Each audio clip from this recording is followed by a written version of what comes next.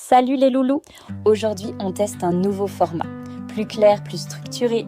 Comme ça, vous savez tout de suite à quoi vous attendre. On va découper la vidéo en plusieurs parties. Une intro, le cœur du sujet, un débrief avec vos commentaires. Et on finira par une chanson. En ce moment, on construit nos playlists et notre univers de manière plus concrète. On préfère se concentrer sur le fond plutôt que sur la perfection des images. Parce que ce qui compte maintenant, c'est de poser les bases. On n'est pas seulement là pour la musique, on est des artistes engagés et derrière chaque chanson, il y a une idée, une solution. Sur presque 300 chansons, plus de 200 cachent un plan concret, un manifeste, une IA, une application. De quoi aider face à un problème précis. Ça va du quotidien aux grands enjeux mondiaux. Par exemple, on a un projet capable de gérer les flux financiers mondiaux en donnant toujours la priorité à la nature. Mais ça, ce sera pour une autre vidéo. Aujourd'hui, on va parler d'une application que Loup Libre est en train de finaliser. Un projet important, commencé il y a déjà 6 mois. À l'origine, il y a même une chanson qui en parle. Elle n'apporte pas de solution dans ses paroles, c'est plutôt un témoignage. Mais elle n'a fait que 9 vues. Alors, c'est l'occasion de la remettre en lumière. Ce projet est directement lié à une conversation que Loup Libre a eue ce matin, le 13 août 2025, avec un homme qu'il connaît depuis justement 6 mois, grâce à cette chanson. Il parlait de ce qu'on pourrait faire pour les personnes sans abri. Cet homme, ancien SDF lui-même, a beaucoup œuvré pour cette cause. Et cette discussion a ravivé l'urgence de passer à l'action. Alors aujourd'hui, on a pris le temps, on a avancé, on a posé les bases et maintenant, on va vous présenter ce grand projet. Vous allez voir, tout est pensé dans le détail et je vais vous expliquer comment ça marche. Partie 1. Introduction. Il est tard. Une situation difficile vient de se produire dans ta rue ou tu viens d'en croiser une. Tu ressens ce mélange d'inquiétude, de doute, parfois de culpabilité. Tu te dis, je devrais peut-être faire quelque chose, mais quoi? Et qui va vraiment agir derrière? Souvent, on n'a pas la réponse. On se sent seul face à une urgence. Et on baisse les bras à contre-cœur. En parallèle, ailleurs dans la même ville, des invendus partent à la poubelle. Des équipes solidaires tournent, mais sans connaître cette urgence-là. Il manque un lien, il manque un relais, il manque un outil. C'est là que Vivre Plus intervient. L'idée est simple, faire en sorte que chaque alerte utile déclenche une réponse concrète. Pas en plusieurs jours, mais en moins de 90 minutes pour une urgence. Et 24 heures pour les situations moins critiques. Vivre Plus, c'est une plateforme d'action collective. Elle ne remplace personne, mais aide chacun à faire sa part, au bon moment. Elle connecte des personnes qui signalent, des équipes qui interviennent, des commerçants qui peuvent aider, des collectivités qui veulent coordonner, sans ajouter de complexité inutile. Et surtout, elle respecte la dignité de celles et ceux qu'on aide. Vivre Plus, c'est ce qu'il manque entre l'élan et l'impact.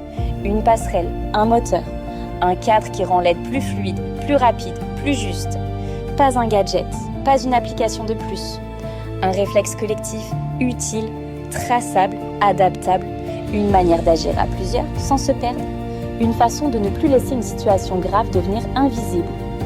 Partie 2. Vision et promesses. Vivre Plus est un projet de réponse locale, ancré dans le réel, à une question qu'on ne peut plus ignorer. Pourquoi, alors que tant de ressources existent, autant de situations urgentes restent sans solution, rapides, concrètes et coordonnées? Notre vision, c'est de créer un réseau d'action légère, souple et modulaire. Un système dans lequel les citoyens, les associations, les commerçants et les collectivités peuvent se connecter, se coordonner et agir ensemble, sans hiérarchie, sans application imposée et sans nouvelles couches technocratiques. L'ambition est simple et mesurable. 30 à 90 minutes pour une intervention urgente. Moins de 24 heures pour une situation standard. Un tableau d'impact anonymisé, mis à jour presque en direct pour suivre ce qui a été fait et comprendre ce qui manque. Mais soyons clairs, Vivre Plus n'existe pas encore sur le terrain. Ce que nous présentons ici, c'est un projet structuré, prêt à être testé, d'abord à l'échelle d'une ville pilote. Nantes est identifiée comme candidate idéale pour cette simulation. Sa taille est adaptée, son tissu associatif est actif et ses conditions rendent possible une expérimentation réaliste. Nous ne prétendons pas que tout est déjà en place. Ce que nous proposons, c'est un modèle théorique solide, basé sur l'écoute du terrain, les meilleures pratiques observées ailleurs et une architecture simple mais complète. Si la promesse fonctionne en test, si les délais sont tenus, si les usages suivent, alors on pourra l'adapter et l'étendre. Mais tant que rien n'est lancé, nous restons lucides. C'est une base, une feuille de route, une structure ouverte à éprouver ensemble. Et cette promesse n'est pas seulement technique, elle est humaine. Elle repose sur un principe simple. Lorsqu'on agit vite, ensemble, avec respect, on change non seulement le cours d'un événement, mais aussi le regard qu'une société porte sur elle-même. Partie 3. Périmètre et public. Vivre Plus ne cherche pas à tout faire ni à tout couvrir. Il ne s'agit pas d'un guichet unique ni d'un outil miracle. Le projet repose au contraire sur une approche ciblée, évolutive et cohérente avec les capacités locales. Le point de départ est clair. Répondre rapidement aux situations de précarité visibles dans l'espace public, en priorité celles concernant les personnes sans abri. Cela inclut, par exemple, une personne isolée sans solution d'hébergement, une urgence alimentaire signalée dans la rue, un besoin de soins de première nécessité non couvert, une situation de vulnérabilité manifeste qui reste sans réponse. Dans un second temps, lorsque la base est stabilisée, le périmètre peut s'élargir vers la prévention de la précarité, en aidant aussi celles et ceux qui sont encore chez eux, mais sur le point de basculer. Isolement, rupture de droits, sortie d'hôpital sans accompagnement, dette, santé mentale non suivie. Autour de ces publics, Vivre Plus mobilise un cercle d'acteurs concrets, déjà présents sur le terrain. Les citoyens qui peuvent signaler, les associations qui interviennent, informent, distribuent ou orientent, les commerçants qui peuvent faire don d'invendus, les travailleurs sociaux et les soignants en lien avec les dispositifs publics, les collectivités qui assurent la coordination générale et la structuration des relais, et les bénévoles qui agissent souvent entre les lignes, là où les dispositifs officiels ne passent pas. Chaque acteur garde son mode d'action propre.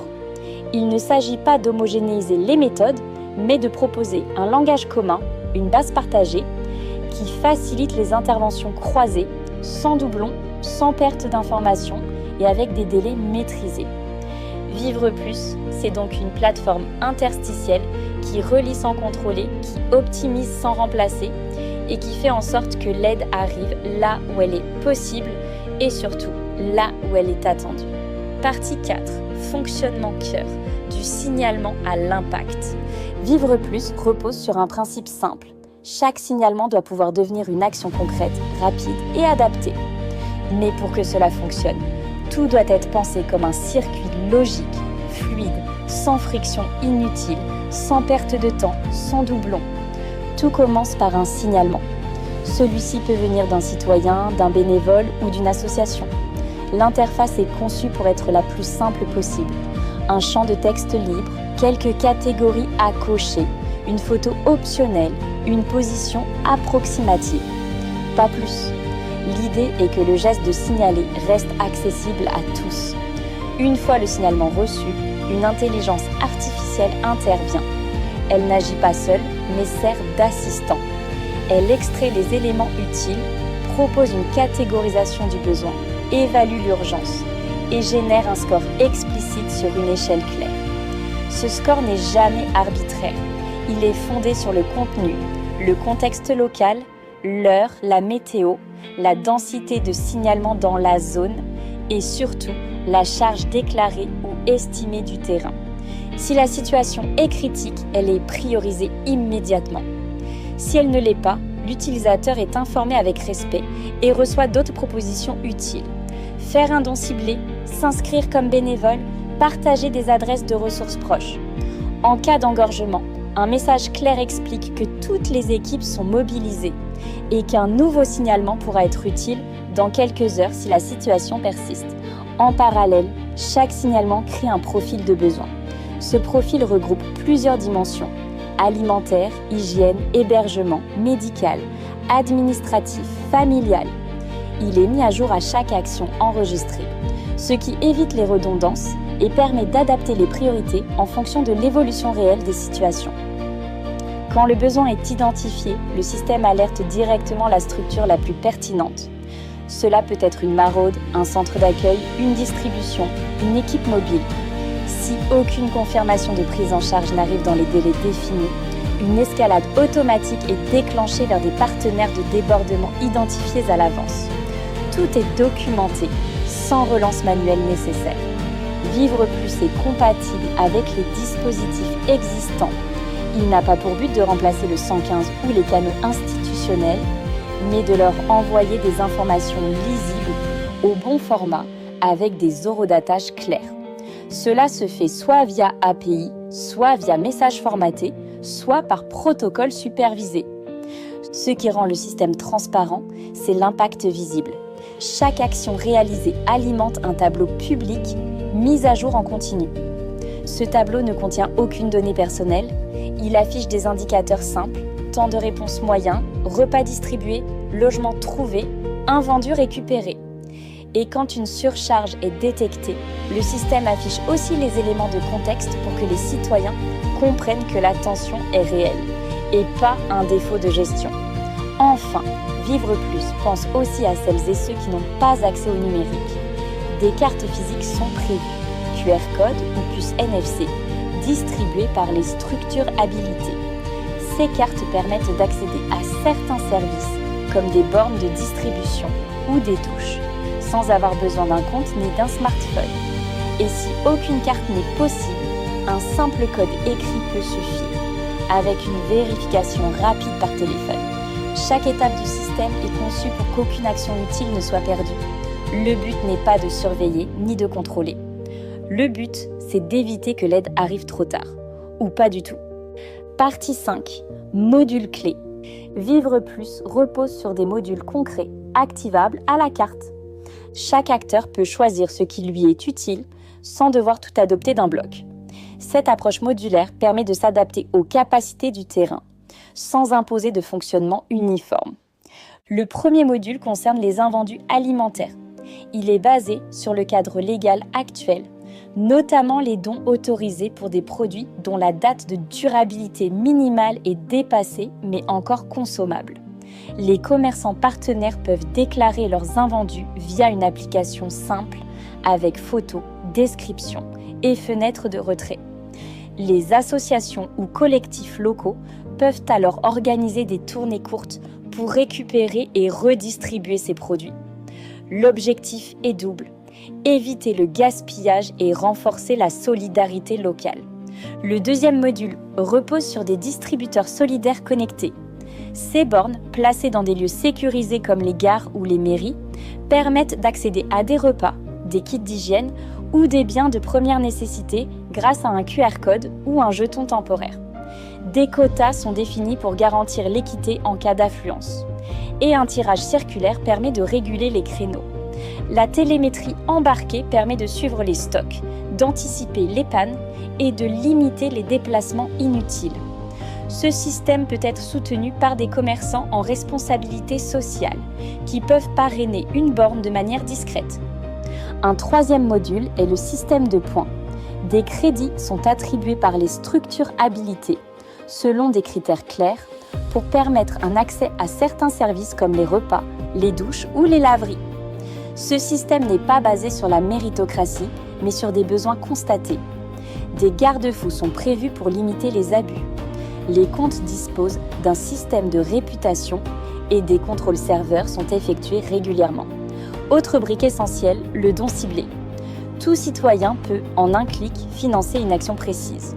Une nuit d'hébergement, un repas, un kit hygiène. Chaque don déclenche une affectation traçable, avec la possibilité d'un reçu fiscal si le don passe par une structure habilitée. À terme, une option de traçabilité sur la blockchain est envisagée, mais uniquement si elle est validée par le comité éthique. Sinon, un journal hors chaîne reste disponible, auditable par un tiers indépendant. Vivre Plus intègre également un mode hors ligne complet. Les signalements peuvent être saisis sur le terrain, même sans réseau. Ils sont stockés localement, puis synchronisés automatiquement dès que la connexion est retrouvée. Cela permet d'intervenir dans tous les contextes, y compris les zones blanches ou lors de maraudes sans couverture réseau. Enfin, l'accessibilité n'est pas un ajout secondaire, mais une base du design. L'interface propose des boutons larges, une taille de police réglable, des pictogrammes accompagnés de textes et des micro-tutoriels de 30 secondes intégrés aux écrans clés. Toute personne doit pouvoir comprendre et utiliser l'application sans formation lourde, ni dépendance à un support extérieur. Chaque module est optionnel, mais tous ensemble, ils forment un socle cohérent.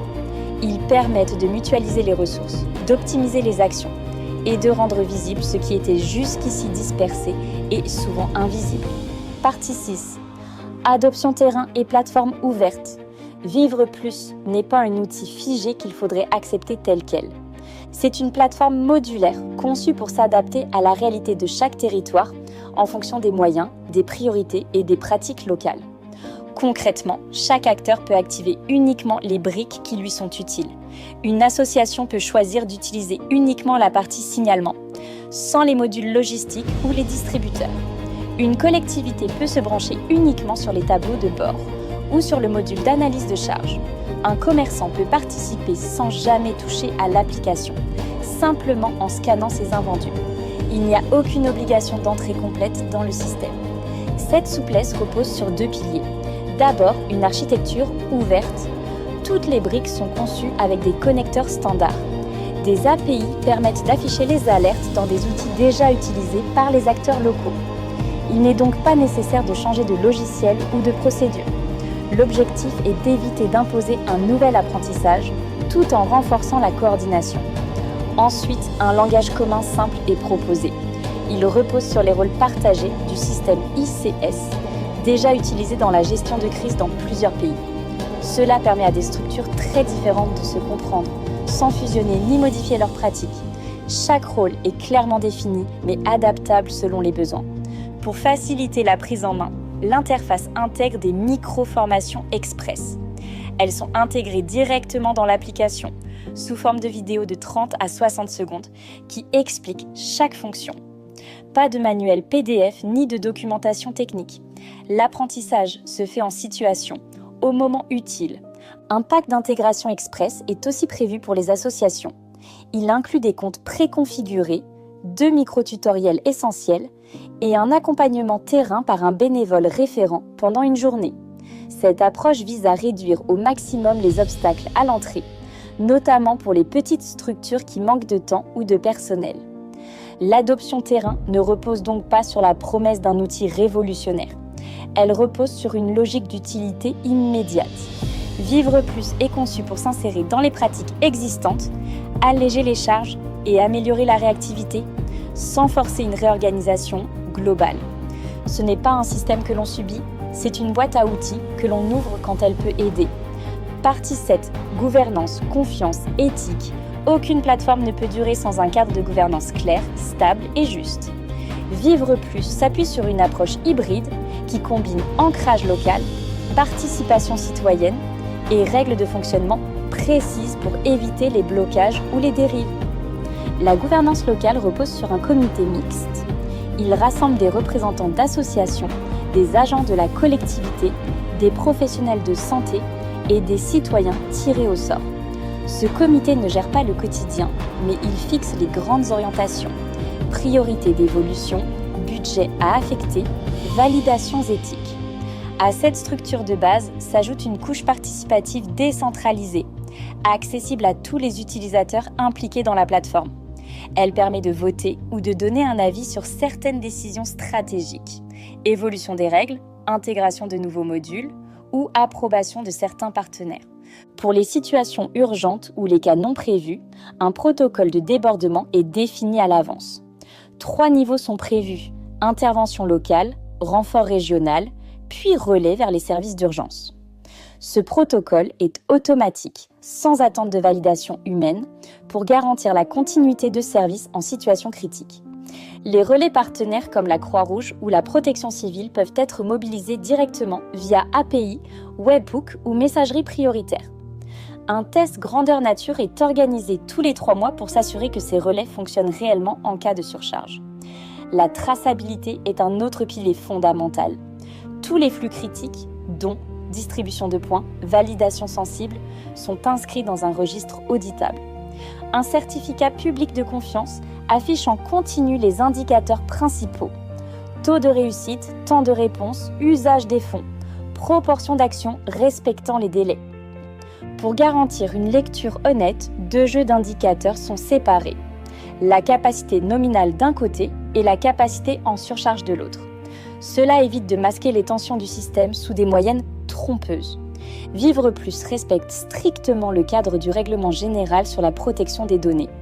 Aucune donnée nominative n'est collectée sans consentement explicite. Les positions sont floutées entre 100 et 300 mètres. Aucun visage n'est transmis. Tous les échanges sont chiffrés de bout en bout. Une analyse d'impact RGPD est menée dès le départ et un comité éthique indépendant valide les choix sensibles. En cas de blocage non vital, une règle simple s'applique. 5 jours ouvrés pour trouver un accord en comité.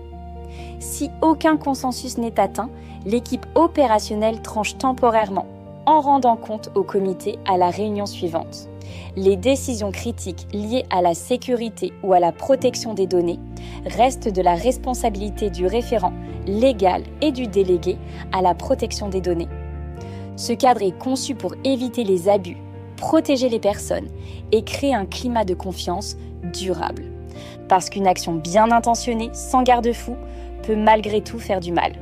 Et parce que la dignité n'est pas négociable, même dans l'urgence. Partie 8. Sécurité, qualité, modération. Dans un dispositif comme Vivre Plus, la sécurité ne peut pas être une option. Elle est intégrée dès la conception, à tous les niveaux, techniques, humains et opérationnels. Protéger les personnes, fiabiliser les données, éviter les dérives, c'est ce qui garantit la longévité du projet. Mais surtout, la confiance des acteurs de terrain. Chaque signalement est analysé automatiquement, mais certaines situations déclenchent une vérification renforcée.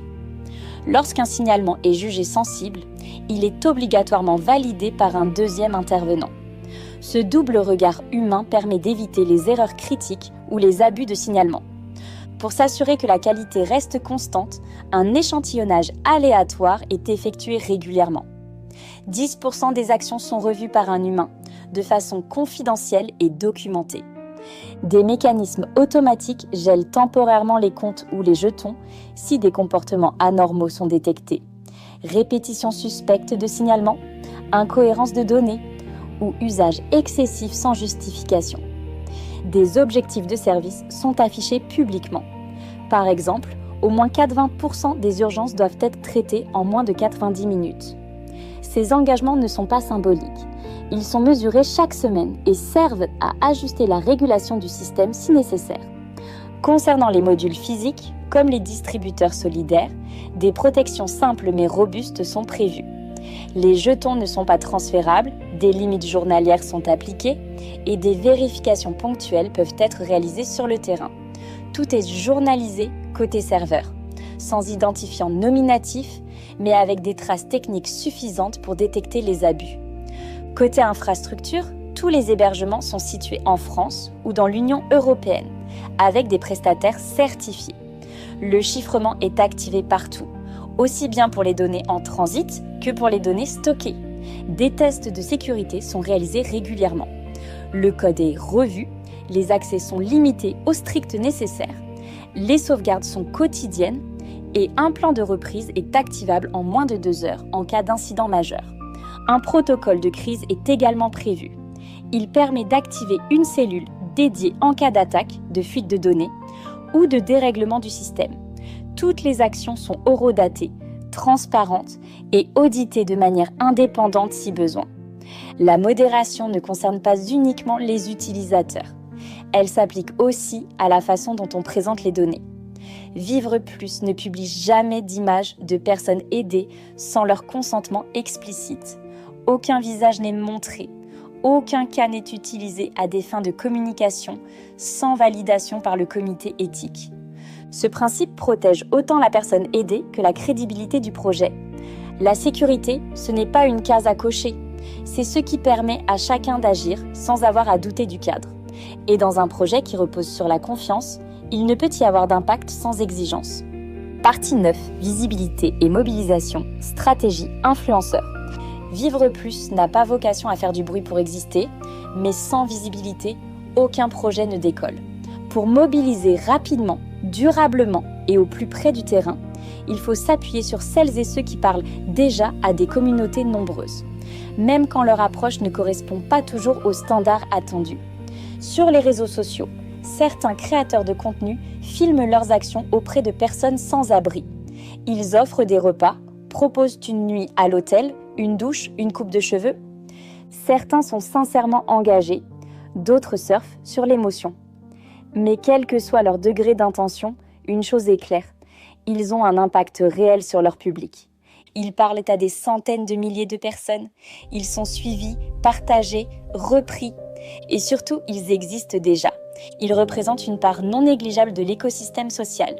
Ils sont parfois critiqués, mais ils sont visibles. Et leur présence à Nantes ou dans d'autres villes pourrait faire basculer le taux de réussite. Dans cette logique, Vivre Plus ne les exclut pas. Au contraire, il leur propose un cadre, un moyen de canaliser leur énergie dans un projet structuré, traçable, respectueux. Un pacte clair qui dit « Tu veux continuer à aider ? Parfait. Voici un outil qui te permet de le faire sans t'exposer ni exposer les autres. » Plutôt que de leur interdire, on leur propose une responsabilité. Respecter des règles simples validées par un comité éthique. Ne pas montrer de visage sans accord. Ne pas instrumentaliser une détresse. Rendre des actions visibles, mais toujours du côté de la dignité. En échange, ils obtiennent une reconnaissance plus large, celle d'avoir contribué à quelque chose de structurant, de durable et de collectif. Chaque créateur impliqué reçoit un lien de suivi. Ce lien permet d'afficher l'impact généré par sa communauté. Repas débloqué, signalement traité, dons enclenchés. Un compteur visible, mais jamais tourné vers l'ego. Un miroir de ce que la mobilisation peut faire, quand elle est bien orientée.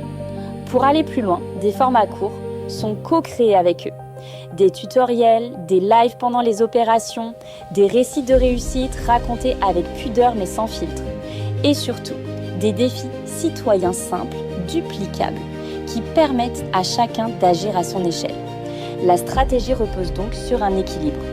D'un côté, des créateurs sincères, qu'ils soient petits ou très suivis. De l'autre, un cadre ferme, non négociable, qui protège les personnes aidées. Vivre Plus n'a pas besoin de héros, il a besoin de relais. Et si certains influenceurs peuvent devenir ces relais, alors leur place est à l'intérieur du projet, sous condition, pas à l'extérieur, dans une logique parallèle. C'est une manière d'intégrer le réel, sans renoncer aux principes.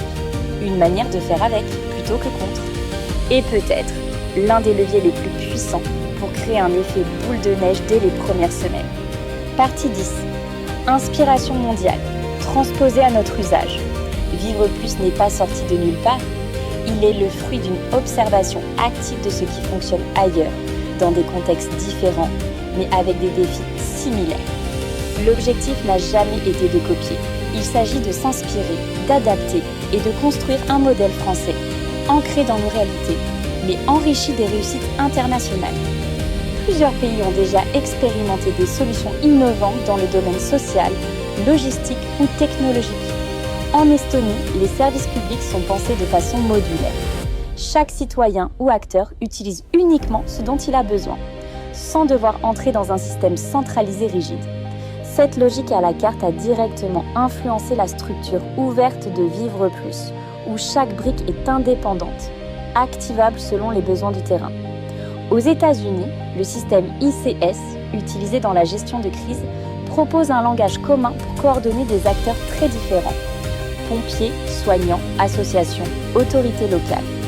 Ce modèle a inspiré notre méthode de coordination multi-acteurs, avec des rôles partagés simples mais clairs, pour éviter les confusions et les conflits d'interprétation.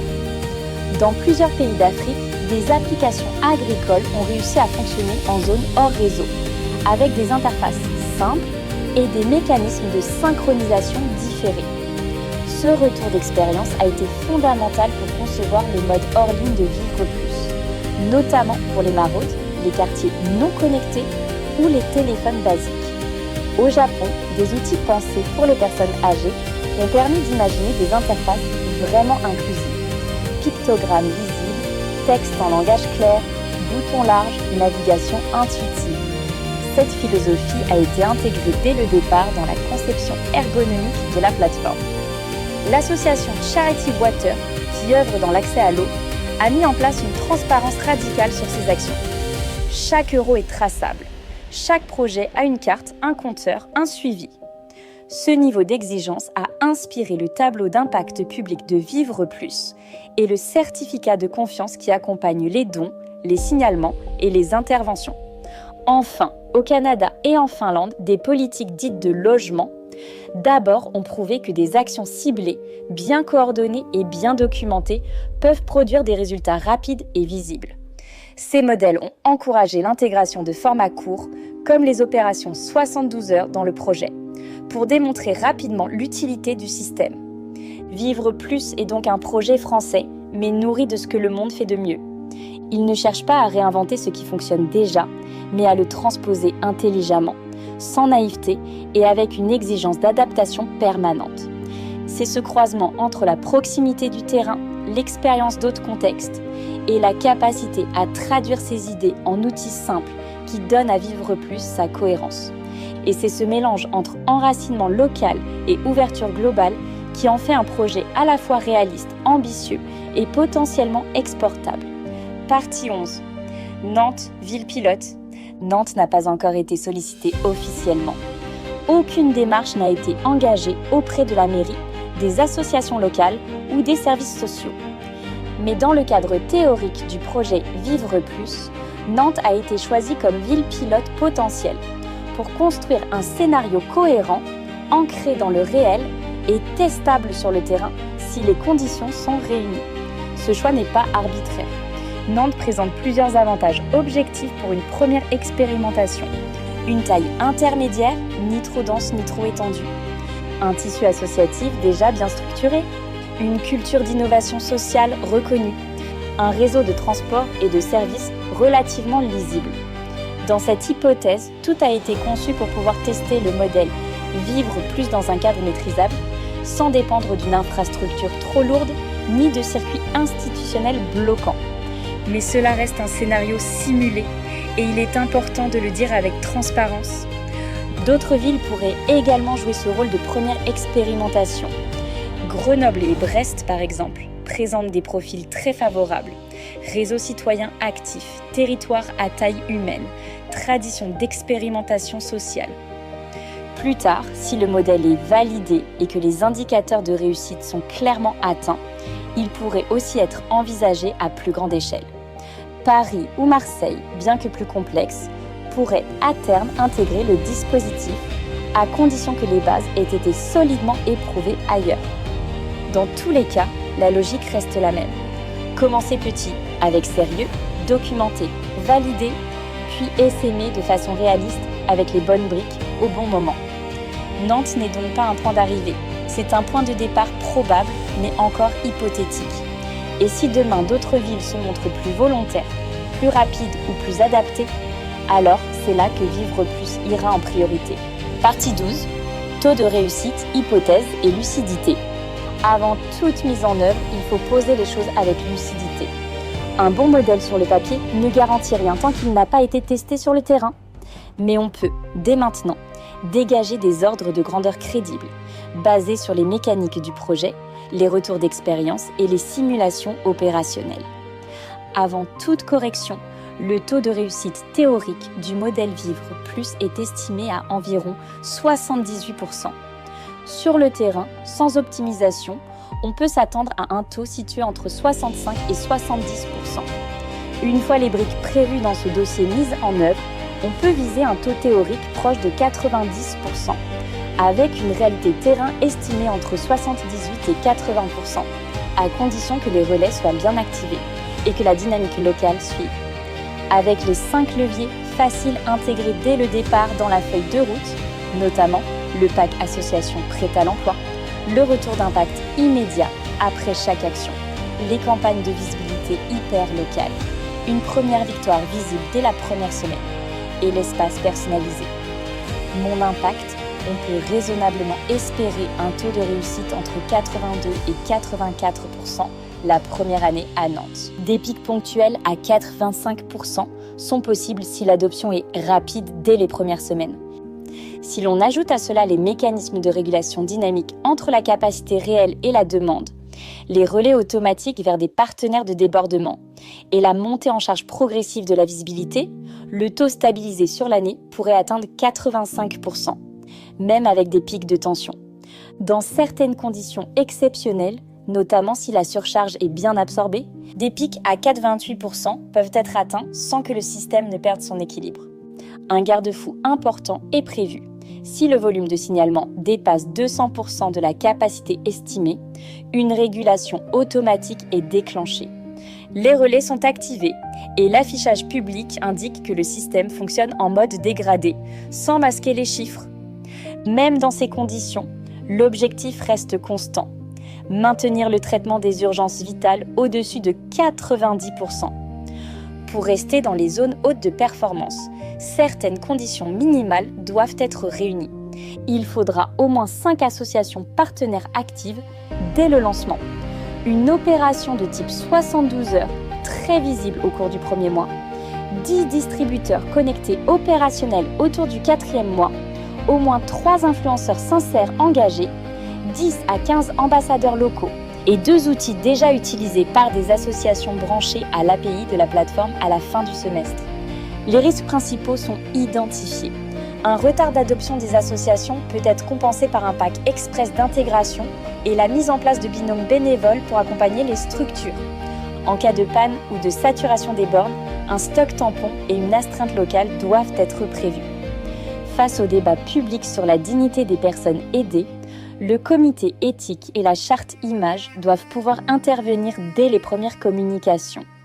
Et si l'élan médiatique faiblit, la stratégie d'influence en 2 vagues, ainsi que le compteur public d'impact, permettront de relancer la dynamique de manière structurée. Le système est conçu pour encaisser les chocs, corriger les dérives et apprendre vite. Mais pour que cette ambition se traduise en résultats concrets, il faudra une exigence forte sur le terrain, un pilotage lucide et une capacité à s'ajuster sans sacrifier la promesse de départ. Merci d'être resté jusqu'au bout de cette vidéo. Juste après, tu vas entendre la chanson « Les étoiles dans le noir ». Elle est libre, téléchargeable gratuitement, comme toutes celles qui suivront. Mais cette vidéo, c'est peut-être la dernière à être publiée en entier sur TikTok. Lou Libre a pris une décision. Il doit se recentrer, se concentrer sur un seul front. Les vidéos longues, ce sera désormais sur YouTube. TikTok servira surtout à partager des extraits, des aperçus et quelques cartes retournées. Quand ce sera vraiment utile, tu trouveras aussi en description un lien vers un chat GPT préparamétré. Un outil d'essai. Ce n'est pas encore sûr que ça fonctionne parfaitement, mais il l'a construit pour permettre à chacun de creuser les aspects du projet, poser des questions et explorer les idées. Ce n'est pas magique, il faut savoir prompter, chercher, dialoguer. Mais pour ceux qui sont curieux, c'est un début et les retours sont les bienvenus. Lou Libre essaie aussi de lire tous les commentaires, mais parfois il en manque. Il y a encore un petit flou dans la gestion de tout ça. Il y travaille, sincèrement. Et il remercie déjà tous ceux qui prennent la peine de commenter, même s'il ne répond pas toujours immédiatement. Pour te situer, cette vidéo, ce projet, cette chanson, tout ça aurait pu demander une équipe, une vraie, en méthode classique pour produire un tel contenu, avec autant de modules, de cohérence, de simulation, il aurait fallu 6 à 8 personnes qualifiées, pendant 1 an au moins, un budget de 100 à 120 000 euros, des diplômes, des postes, des outils professionnels. Mais Lou Libre a fait ça seul, sans diplôme supérieur, avec un parcours chaotique et un système scolaire qui ne lui a jamais permis d'exprimer ce qu'il avait en lui. Et il faut dire une chose essentielle, ce projet n'est qu'un parmi d'autres. Il en a développé plus d'1 centaine ces derniers mois. Tous structurés, reliés à des chansons, à des idées, à des visions concrètes pour améliorer le monde. Il aurait pu aller plus vite en se concentrant sur un seul. Mais ce n'est pas comme ça qu'il fonctionne. Son cerveau est une ruche en fusion. Il le sait. Maintenant, il va devoir recentrer un peu pour que les gens puissent suivre. Alors, il adopte un nouveau format. Plus de shorts sur YouTube avec les chansons en entier, posées sur une seule image. Les clips longs seront réservés aux projets forts, quand le message l'exige. C'est une manière d'aller plus vite, de ne pas ralentir face à l'urgence. Et justement, parlons-en de cette urgence. Lou Libre aurait aimé avoir le luxe du temps. Il aurait voulu faire comme les artistes qu'il admire, prendre des mois, voire des années, pour peaufiner, sublimer chaque œuvre. Mais il n'en a pas le luxe. Le monde va trop vite. Il le voit s'effondrer par endroits, s'égarer par d'autres. Il sait qu'il doit poser ses messages maintenant. Même si ce ne sont encore que des brouillons, ce sont des brouillons puissants. En tout, il aura investi environ 150 € ce mois-ci pour créer tout ça. Ce n'est pas rien, surtout quand on est au chômage, avec des factures à payer. Et pourtant, il ne regrette rien. Il croit profondément en ce qu'il fait. Il ne critique personne. Il respecte ceux qui choisissent de vivre leur vie autrement. Il sait que beaucoup le regarderaient de loin en disant « il ne fait rien de concret ». Mais lui, il le sait. Il veut vivre de ce qu'il crée et il est convaincu qu'il peut avoir un impact réel, même si c'est après sa mort, même si ça ne change qu'un seul être humain. Une seule forêt, née d'une graine qu'il aura semée. Lou Libre sait que pour aller plus loin, il lui faudra une équipe. Pas une agence, pas un staff marketing, mais des cœurs. Des personnes aussi passionnées, aussi habitées que lui. Et il sait qu'avec Internet, ces rencontres finiront par se produire. Une personne, puis une autre, puis un cercle, puis un mouvement. Et peut-être qu'un jour, ce qu'il crée ne sera plus ignoré. Peut-être qu'un jour, ses idées seront prises au sérieux. Peut-être qu'un jour, on se dira « il avait raison trop tôt ». Ce n'est pas un gourou, ce n'est pas un prophète, ce n'est pas un héros. C'est juste un homme qui aurait très bien pu finir autrement. Il aurait pu basculer, il aurait pu détruire, il aurait pu devenir ce que le monde fabrique en silence. Mais il a choisi de transcender, de retourner l'ombre en lumière. Il croit que tout être humain, ou presque, peut le faire, même ceux qu'on exclut, même ceux qu'on hait, même ceux qui ont tout raté. Il croit que ceux qui transforment leur ombre deviennent les plus puissants moteurs de changement, les vrais catalyseurs d'une société éveillée. Et il est lucide, il voit les avancées technologiques, il entend ce que disent les experts. Comme cet ancien PDG de Google qui affirmait récemment qu'un simple modèle d'IA pourra, d'ici 2 ans, gérer des projets entiers avec la qualité d'un studio, de l'image à la vidéo, en passant par la narration et le montage. Lou Libre n'a pas peur de ce futur. Il le prépare, il le traverse, il s'y ajuste et surtout, il garde son âme. Alors si tu veux suivre quelqu'un qui crée avec le feu, qui doute parfois, mais qui avance toujours, reste ici. Abonne-toi, commente, partage et regarde carte après carte ce que l'on peut construire avec presque rien. Parce qu'à partir d'aujourd'hui, Lou Libre retourne ses cartes. Et maintenant, voici la chanson « Les étoiles dans le noir » qu'il a créée en janvier 2025.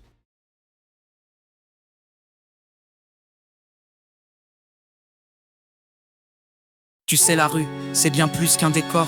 C'est un théâtre où s'effacent les corps. Les rêves y dansent, brisés sous le poids. Et l'ombre des silences devient parfois la loi. Alors écoute bien, ne détourne pas l'oreille. Car même dans la nuit, une histoire s'éveille. Le vent caressé, les pavés glacés. Sous ses pieds, le monde semblait passer. Ils marchaient vite, leur regard baissé. Et lui, à genoux, n'était qu'un reflet. Une miette d'attention aurait pu suffire, mais leurs paupières fermées le laissaient souffrir, fuyant ses silences. Il courait sans fin, le laissant seul, perdu dans un matin. La faim lui parlait, dans un souffle discret. Chaque parfum était un coup bien placé dans les poubelles des riches. Il cherchait l'or, un morceau de pain, un rêve qu'on déplore. La nuit c'était pire, un combat glacé. Les étoiles brillaient, mais leur froid le blessait. Sous son carton, il priait l'invisible. Car être vu, c'était rester vulnérable. La rue murmurait, la rue dévorait. Elle volait leurs noms, elle prenait leurs secrets. Mais dans ses ombres, il apprenait à croire que les étoiles brillaient mieux dans le noir. Il posait des pics sur les bancs oubliés, des pointes pour chasser les âmes condamnées. Les abris disparaissaient, effacés par leur peur, comme si voir sa misère ternissait leur lueur. Les murs invisibles devenaient des prisons, un piège à ciel ouvert bâti par leur raison. Mais dans ce rejet, ils lisaient leur faiblesse, ils masquaient leur peur sous des lois sans tendresse. La rue murmurait, la rue dévorait. Elle volait leurs noms, elle prenait leurs secrets. Mais dans ces ombres, il apprenait à croire que les étoiles brillaient mieux dans le noir. Un enfant lui tendit un sourire en cadeau. Une femme s'assit pour lui parler tout haut. Leurs mots croisés, ses douleurs égarées, comme deux rivières se mêlant sans s'arrêter. Un chien l'avait suivi, une flamme dans le froid, sa chaleur, un soleil contre l'ombre des lois. Dans ses miettes d'amour, il voyait la lumière.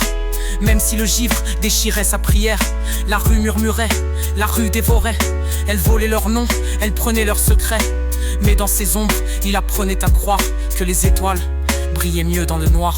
Ils parlaient d'ordre, mais leur voix sonnait creux. Des lois dessinées pour écarter les gueux. Des lignes sur les trottoirs, des règles absurdes pour qu'ils deviennent un fantôme dans la masse sourde. Il était l'ombre d'un monde à double allure, où les richesses s'élèvent et les cœurs se murent. Mais même si l'argent couvrait leur palais, dans la rue glacée, ils trouvaient la vraie paix. Il n'était pas un spectre, il portait des récits. Chaque cicatrice était un monde interdit. Dans leur refus, il bâtissait sa foi, cherchant la lumière au fond de leur froid.